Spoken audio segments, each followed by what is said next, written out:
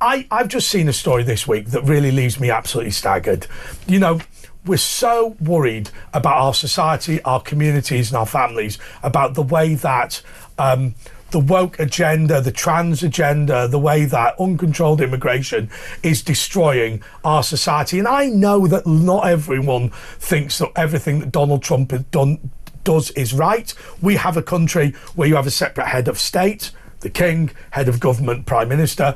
In America, obviously that's amalgamated into one. But I don't think anybody with any sanity can sit back and say, isn't it right that he starts to take government seriously and we should follow that lead? Well, unbelievably, having taken the mick out of the world with the Joe Biden abortive re-election campaign, the Democrats in the United States of America are saying that they believe that the mistake they've made is that they have been insufficiently woke. Well, Brad Polumbo is a journalist and YouTuber. Brad, look, why don't you just start? Because I've got no idea what to say about that. I'm pretty appalled.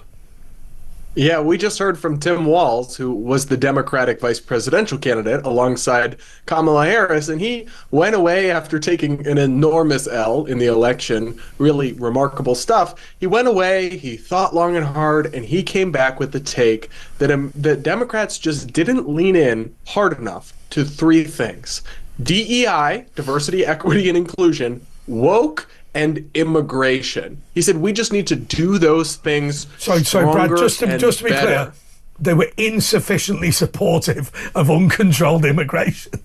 Are they just doubling down? Is this just like a toddler having a tantrum? Is that what it? And eventually, you know, it will break down and they'll come to their senses.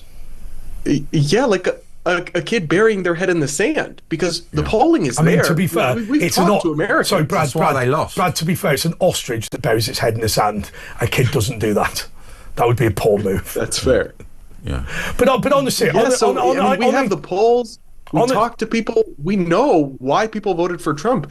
Yeah. Young people, people of color, all these groups that are traditionally very liberal all went for Trump in increasing numbers because they were sick of the DEI insanity. Well, we saw what happened in California and New York. Open border chaos. They're all robbing the shops. You know, businesses. It's still going on in California and New York. There's some of these places around the country that are still sort of there.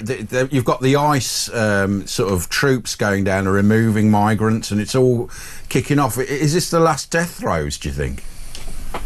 I don't know. I don't know if they'll ever give it up, because the Democratic Party is scared of their own base. They've got their 15% of the country that is hyper woke, that is truly all in on the identity politics, on the DEI stuff, not just everyone's welcome, treat everyone fairly. Of course, we all support that. The toxic, dividing people up into identity boxes, uplifting some groups at the expense of others, and they're afraid of those people. But that's all they do, isn't it? They're not interested in any, like, the economy or anything else going. It's just about those two little policies, and they're meant to be a mainstream opposition now. But well, the other issue they constantly talk about is abortion and abortion rights. And between the three of those issues, you really have the entire Democratic Party and everything they stand. I think what Ash is driving at, and I don't know what Samara thinks about this, is one thing that we don't understand, Brad, is this, and I suspect you probably don't understand either, but let's lament it together.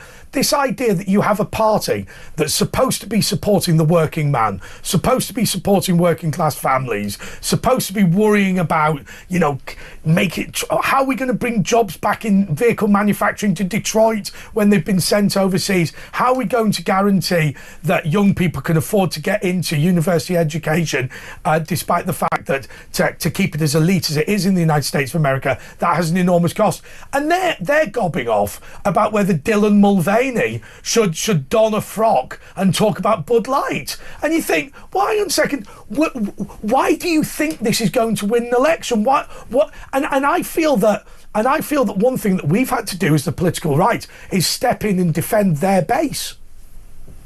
Yeah, I mean, Trump has made huge gains with them, and Biden did do that. He invited Dylan Mulvaney, who's radioactive, as you mentioned, to the White House. So Democrats, some of them are trying to do revisionist history now and say, we were never that woke, or that was just a couple months in 2020. They really did go all in on this stuff, and if they want to walk it back, They need to actually do that and have a reckoning over it, not gaslight us. But they're still in denial, aren't they? I mean, they're in denial with their policies on, trans and that's all denial. So, of course, they're just going to carry on with it. And what do you think about that? They're just in denial about everything, including this woke's we just got to double down and it'll work in the end. I mean, they're so far in denial that they have been saying that they think Kamala should run again. I mean, I don't know if Brad's heard about that rumor, but it's like, get the boxed wine ready and let's go. Because I just... She's already got it ready. No, because they genuinely think, they've looked at stats and they've been like, oh, she actually didn't have too bad of a presidential run. She was able to pick up votes. There are many sources. Just to be clear on Kamala Harris, Yep. She lost to a man who'd been convicted of a crime, painted his face orange, glued a fake wig on his head, and went round insulting absolutely everybody during the election campaign. Now, look, whatever you think of Donald Trump, I mean, to be clear, they have run a couple of duds again. I mean, look, no disrespect, but if you get beaten by the guy who got beaten by Joe Biden, then you've really got problems. Or did he? There were so many miscalculations. Like, they really thought they were going to get the youth vote. They thought they were going to get the Latina vote, the working class vote. Trump picked all of those up because you know what the one uniting factor is for Americans? It's the green. It's the money. And that is what he ran on. And that's what the Democrats had no idea about. Brad, can you respond to that? Because one of the things that we're, I think, bemused by is exactly what Samara's saying there. I don't get this whole, what is the Asian American concern? What is the black American concern? I mean, I remember Steve Norris, when he ran for Mayor of London, they went, what are you going to do for the gay community? He went, I'm going to make sure the tube runs on time. Largely because I think the number one concern of the gay community in London is being able to get home from work. And I thought, well, that's a reasonable point, isn't it? Gays do like to go home from work, yes, but on the train. Yeah, but I think the point is that these issues are universal. What is the gay issue? What's the black issue? What's the trans issue? Well, actually, it's probably low tax and having a decent job. And that's why they supported Trump, a lot of those communities. It's the cost of living. No. It's that was the number one issue under Joe Biden that everybody rejected because it touched us all, liberal, conservative, Republican, Democrat. And some of it was international, some of it was going to happen, but Biden's policies absolutely made it worse. And the president gets blamed for it regardless if it happens under his watch. Whereas prior to the pandemic, the economy was pretty strong under Trump. People are willing to put up with a lot of crudeness, a lot of brashness, a lot of name calling, a lot of juvenile behavior if gas is cheap. That's just the reality. They just want their lives to be better. They just want their lives luxury beliefs. Yeah. Thank you very much. Thanks, Brad. That's Brad Polumbo. Just one more thing. No, it's not that one. Not that guy. It's Brad Lieutenant Polumbo from the Homicide Department.